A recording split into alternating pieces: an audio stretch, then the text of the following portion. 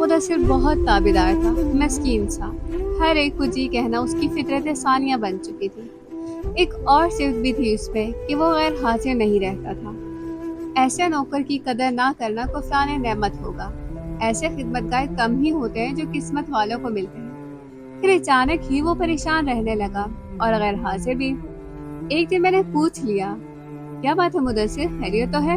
تم آئے دن غیر حاضر رہنے لگے ہو۔ وہ نظریں جھکائے خاموشی سے زمین پر نگاہ جمائے کھڑا تھا، جیسے وہاں کوئی سونے کا سکہ پڑا ہو۔ میں نے دوبارہ پوچھا تو وہ بولا، جی اب چھٹی نہیں کروں گا۔ بھائی میں نے تمہاری غیر حاضری کی وجہ پوچھی ہے، اپنی پریشانی بتاؤ، کیا بچے بیمار ہیں؟ جی نہیں، بیوی کی پریشانی ہے، وہ گھر چھوڑ کر چلی گئی ہے جی۔ مگر کہاں؟ کسی اور مرد کے ساتھ۔ لیکن مدثر تمہارے تو 4 چھوٹے چھوٹے بچے ہیں۔ جی، اس نے سر ہلایا۔ سب سے چھوٹی بچی کتنی عمر کی ہے؟ جی 2 سال کی۔ اتنی چھوٹی بچی ماں کے بغیر کیسے رہے گی؟ میرا سانس رکنے لگا۔ کتنی بے رحم عورت ہے، بچے چھوڑ کر چلی گئی۔ میرے منہ سے نکل گیا، خدا تم پر رحم کرے۔ اسے ہنستے معمول جی کہا اور چائے بنانے چپ چاپ چلا گیا۔ اب میرا ذہن الجھ گیا، عورت کی خود غرضی کی بھی حد ہوتی ہے۔ خدا جانے اس کی شوہر سے نفرت کی انتہا کب ہوئی اور آغاز کس وقت سے ہوا جب وہ اتنے سالوں کی رفاقت اور بچوں کی محبت کو ٹھوکر مار کر کسی اور کے ساتھ چلی جاتی ہے۔ میرا جی چاہا کہ اس عورت سے ملوں اور پوچھوں، اے اللہ کی بندی، تیرا دماغ کب اور کس وجہ سے خراب ہوا کہ تو اپنے پیارے پیارے بچے بسا بسایا گھر چھوڑ کر چلی گئی؟ تبھی مجھے مسکین صورت مدثر پر ترس آیا، جو اپنے بچوں اور بے وفا بیوی کی خاطر سارا دن ہمارے افراد خانہ کے سامنے جی جی کرتا تھا اور ہر ایک کا حکم بجا لاتا، اور ہم اسے 1 منٹ بھی سانس لینے کی فرصت نہیں دیتے تھے۔ اب مدثر کے لیے میرے دل میں ہمدردی بڑھنے لگی اور اس کی بیوی پر غصہ آنے لگا، جو اس عمر میں نوخیز خواب سے جائے گھر بار کو قدموں تلے رون کر چلی گئی تھی۔ مدثر تو سارا دن صرف اپنی غلط خواہشات پوری کرنے کے لیے کام کرتا ہے۔ میں سوچ رہی تھی کہ مدثر تو سارا دن ہمارے گھر پر کام کرتا ہے، پھر اس کے بچوں کو کون دیکھتا ہے؟ بچوں کو سوچ کر مجھے ترس آنے لگا، حالانکہ میں نے ان کو آج تک نہیں دیکھا تھا۔ ایک دن وہ آیا تو چہرہ اترا ہوا تھا، اندازہ ہو گیا تھا کہ وہ تمام رات بچوں کے ساتھ جاگتا رہا ہے۔ پوچھا تو بولا، چھوٹی بیٹی کو بخار ہے بیگم صاحب، اس نے رات بھر سونے نہیں دیا۔ کہ تمہارے بچے ماں کو یاد کرتے ہیں؟ اس سوال پر وہ رو پڑا اور اپنے اندر کے الاؤ کو آنسوؤں کی جھالر میں چھپانے کی کوشش کرنے لگا۔ اس نے کہا، بیگم صاحب چھوٹے تو نہ سمجھ ہیں، ماں کو یاد کر کے روتے ہیں، پکارتے ہیں، لیکن بڑے دونوں مجھے کہتے ہیں، ابا تم نہ رونا، دفع کرو اماں کو۔ میں سوچی تھی کہ کسی دن زبیدہ مل جائے تو خوب لان تان کروں، اسے سمجھاؤں ایسا نہیں کرتے۔ خدا نے اگر ماں کے درجے تک پہنچایا ہے تو اس کی لاش تو رکھنی تھی۔ ایک دن میں نے مدثر سے کہا، میں تمہاری بیوی سے ملنا چاہتی ہوں تاکہ اسے سمجھاؤں کہ وہ بچوں کا احساس کرے۔ وہ بولا، بیوی جی آپ عزت دار لوگ ہیں اور ہم کمی کہلاتے ہیں، آپ نیز ذات کے منہ نہ لگے۔ میری بیوی اپنے چچا کے گھر ہے اور اس کا چچا بڑا بغیرت ہے، آپ کا وہاں جانا مناسب نہیں اور وہ یہاں نہیں آئے گی، کس منہ سے آئے گی؟ میں خاموش ہو گئی۔ اب میں اس کو بہت رعایت دینے لگی تھی کیونکہ وہ مشکل حالات میں تھا۔ وہ آتا دیر سویر کرتا، میں کچھ نہ کہتی، کافی سارے کام خود کر لیتی اور جاتے ہوئے پکا ہوا کھانا اسے ضرور دے دیتی کہ بچوں کو کھلا دینا۔ ایک مرد کے لیے بچوں کو سنبھالنا جبکہ بیوی گھر میں نہ ہو بڑے جان جوخم کا کام ہوتا ہے۔ پھر ایک دن زبیدہ نے یونین کونسل میں مقدمہ دائر کر دیا۔ اس روز تو مدثر واقعی رو رہا تھا۔ میں نے ہمدردی کی تو اس کے ضبط کا بندھن ٹوٹ گیا اور وہ روتے روتے نڈھال ہو گیا۔ بیگم صاحب میں نے بہت چاہا کہ صلح ہو جائے، مگر اس پر عشق کا بھوت سوار ہے۔ صاف منع کر دیا کہ مجھے مدثر کے ساتھ نہیں رہنا۔ سب نے سمجھایا کہ ایسا نہ کرو، 4 بچوں کا سوال ہے، مگر اس پتھر دل عورت پر کوئی اثر نہیں ہوا۔ اس نے مطالبہ کیا کہ بچے وہ رکھے گی، لیکن میں بچے سے نہیں دے سکتا۔ جب وہ طلاق مانگتی ہے تو پھر بچے میں سے کیوں دوں؟ ڈر سے ان سے ملنے کو، میں اب ملنے بھی نہیں دوں گا۔ جب اس نے دوسری شادی کرنی ہے تو برائے مرد کے حوالے اپنے بچے کیوں کروں؟ دکھ سکھ جھیل لوں گا، آخر بچے بڑے ہو جائیں گے۔ ایک دن وہ کچھ زیادہ افسردہ تھا، 2 دن کی چھٹی کر کے آیا تھا۔ وجہ پوچھی تو بولا، بیگم صاحبہ میں نے زبیدہ کو طلاق دے دی ہے۔ نہ دیتا تو کیا کرتا؟ جب عورت بے وفائی کرتی ہے تو پھر اسے دوبارہ گھر میں بسانا مرد کے لیے مشکل ہوتا ہے۔ چند دن تک وہ بہت اداس اور بجھا بجھا رہا۔ غریب آدمی کے لیے دوسری شادی کرنا آسان نہیں ہوتا، اور پھر بچوں کو سوتیلی ماں کے حوالے کر کے کام پر جانا، یہ سب دل دہلا دینے والے معاملات ہیں۔ میں اس کے بچوں کا بہت خیال رکھنے لگی تھی، عید پر ان کو کپڑے دلوائے اور عیدی کے لیے رقم بھی دی۔ اتوار کے ساتھ ہر ہفتے کی ایک آدھ دن کی اور چھٹی دے دیتی کہ وہ بچوں کو نہلا دھلا سکے۔ بچا ہوا کھانا فریج میں رکھنے کے بجائے اسے دے دیتی کہ کل تازہ پک جائے گا، اس کے بچے کھا لیں گے۔ ان کے گھر میں ماں تو ہے نہیں، بیچارہ خود جا کر پکاتا ہوگا۔ سردیوں کی لمبی راتوں میں یہ سب کچھ بہت دردناک لگتا تھا۔ بچی ماں کو یاد کرتی ہوگی، اس ظالم عورت پر غصہ آتا جس نے اپنی خواہش کی خاطر اپنے جگر گوشوں کو اپنی محبت سے محروم کر دیا۔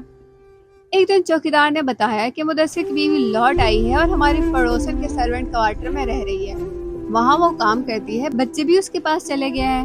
مجھے تعجب ہوا کہ کتنی جلدی اس عورت کے سر سے عشق کا بھوت اتر گیا۔ یہ کیسی محبت تھی، کیسا بندھن تھا جس کی خاطر وہ گھر سے نکلی۔ خیر، مجھے کیا لینا دینا، شکر ہے کہ وہ واپس آ گئی۔ بیچارے بچے تو ماں کے بازوؤں میں سما گئے تھے۔ مدثر آیا تو پہلا سوال یہی کیا کہ تمہاری بیوی واپس آ گئی ہے؟ جی واپس آ گئی ہے، مگر علیحدہ رہ رہی ہے۔ بچے اس کے لیے اداس تھے تو میں نے اس کے پاس جانے دیا۔ تم نے اچھا کیا مدثر۔ میرے ذہن میں کئی سوالات جنم لے رہے تھے کہ وہ کیسے لوٹی۔ شاید اس آدمی نے چند دن کی جھوٹی خوشیاں دے کر جب اس کا دل بھر گیا تو چلتا کیا ہو، یا شادی سے منع کر دیا ہو، یا عورت حاصل ہو گئی تو اس کی قدر ختم ہو گئی۔ آج بہت دنوں بعد سنہری دھوپ نکلی۔ میں بارش اور سردی کے بعد دھوپ کی تمازت سے لطف اندوز ہونے کے لیے برآمدے میں کرسی ڈال کر بیٹھ گئی کہ کسی کے قدموں کی چاپ نے مجھے چونکا دیا۔ ایک خوش شکل عورت دو چھوٹے بچوں کے ساتھ ہاتھ تھامے میری جانب چلی آ رہی تھی۔ اس کے گال اندر کو دھنسے ہوئے اور آنکھوں میں ہلکے پڑے تھے، گندمی رنگت کی دبلی پتلی، عمر کوئی 30 برس ہوگی۔ وہ سفید رنگ کی چکن کی چادر اوڑے ہوئی تھی۔ آتے ہی ادب سے سلام کیا۔ میں نے اسے حیرت سے دیکھا تو وہ بولی، بیگم صاحبہ، کیا مدثر کام کرنے گیا ہوا؟ تم اس کی کون ہو؟ اس سوال پر وہ خاموش رہی۔ تم زبیدہ تو نہیں ہو اس کی بیوی؟ حالانکہ وہ اب اس کی بیوی نہیں رہی تھی، مگر اس نے مدثر کا نام اس قدر اپنائیت سے لیا تھا کہ میں بھول گئی اس کو طلاق ہو چکی ہے۔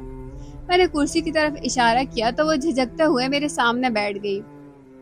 چھوٹی لڑکی یوں ماں سے چپکی ہوئی تھی جیسے اس سے ڈر ہو کوئی اس سے ماں کو چھین نہ لے۔ اس کے معصوم بچے اب میرے سامنے تھے۔ وہ انہیں صاف ستھرے کپڑے پہنا کر لائی تھی۔ میری آنکھیں اس کے بچوں پر مرکوز تھی۔ نکھرے ہوئے رنگ، سنہری بال، قدرت کے حسین تحفے تھے وہ۔ ماشاءاللہ زبیدہ، کتنے خوبصورت بچے اللہ نے تمہیں دیے، اور تم بد نصیب انہیں چھوڑ کر چلی گئی۔ کس قدر پتھر دل ہو۔ کیا مدثر برا آدمی ہے، یا تمہیں اس سے کسی سبب سے نفرت ہے؟ کیا وہ تمہیں مارتا ہے؟ میرے سوالوں کی بھرمار سے وہ پریشان ہو گئی، تاہم اندر سے بہت پر اعتماد لگی۔ ایسا اعتماد بے وفا عورت کے چہرے پر ہرگز نہیں ہوتا۔ ہاں، ایسی عورت کے چہرے پر ضرور ہوتا ہے جسے اپنی ممتا کی سچائی کا یقین ہو۔ تم زبیدہ ہی ہو نا؟ یقین ہونے کے باوجود میں اس کے منہ سے سننا چاہتی تھی۔ جی بیگم صاحبہ، اسے جواب دیا۔ میں تم سے ملنا چاہتی تھی، شکر ہے تم خود آ گئی۔ کیسے واپس آئی ہو؟ اگر تم یہاں رہ جاتی تو میں ضرور تمہاری مدثر سے صلح کروا دیتی، وہ ہمارا پرانا ملازم ہے۔ جی بی بی صاحبہ، اگر آپ آ جاتی تو ہمارا گھر اجڑنے سے بچ جاتا، مگر طلاق تو تم نے خود لی ہے، مدثر تو تمہیں منانے گیا تھا۔ مرد طلاق نہ دینا چاہے تو عورت زبردستی نہیں لے سکتی۔ اگر وہ ساری عمر کاغذ نہ دیتا تو میں نہیں لے سکتی تھی۔ تم نے تو طلاق کے لیے خود عدالت میں عرضی دی تھی کہ مدثر کے ساتھ نہیں رہنا چاہتی۔ آخر وہ کون شخص تھا جس کی خاطر تم نے یہ سب کچھ کیا، اور اب واپس کیوں آ گئی ہو؟ جس نے تمہیں ورغلایا کہ اس نے تم سے شادی نہیں کی، دھوکہ دیا ہے کیا؟ آپ کو مدثر نے غلط بتایا ہے، مجھے اس نے خود طلاق دی ہے، اور طلاق کے بعد عورت چاہے تو دوسری شادی کر سکتی ہے۔ میرے لیے بھی میرے بڑوں کے پاس شادی کے پیغام آتے ہیں، مگر مجھے کسی سے شادی نہیں کرنی۔ میرے دامن میں اللہ کی دی ہوئی یہی دولت کافی ہے۔ اس اپنے بچوں کی طرف اشارہ کیا۔ اپنے بچوں کے پاس ہی رہوں گی۔ آپ مدثر کو سمجھائیے کہ وہ مجھے بچوں کے پاس ہی رہنے دے، ان کو مجھ سے جدا نہ کرے۔ یہ کہتے ہوئے اس کی آنکھوں میں التجا تھی، بے بسی تھی، بچوں سے جدائی کا خوف تھا، مگر میری سوچ کی سوئی اسی پر اٹکی تھی کہ وہ کون تھا جس کی خاطر بچے چھوڑ کر گئی تھی۔ کوئی نہیں تھا بیگم صاحبہ۔ اور وہ تمہارے چچا کا بیٹا شیدہ؟ وہ بیچارہ تو نوکری کرنے گاؤں سے آیا تھا۔ مدثر نے خود اسے اپنے گھر رہنے پر اصرار کیا۔ جب مدثر کام پر ہوتا تو وہ ہمارے گھر کے سارے کام کرتا۔ بہت اچھا لڑکا ہے جی، بس اس کی عادت ہنسی مذاق کی ہے۔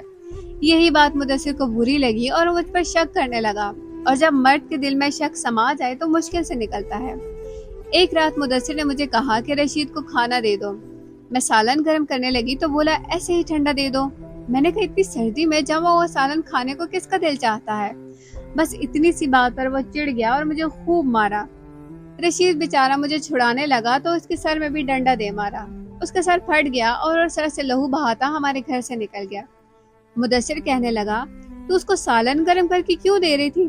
کیا لگتا ہے وہ تیرا؟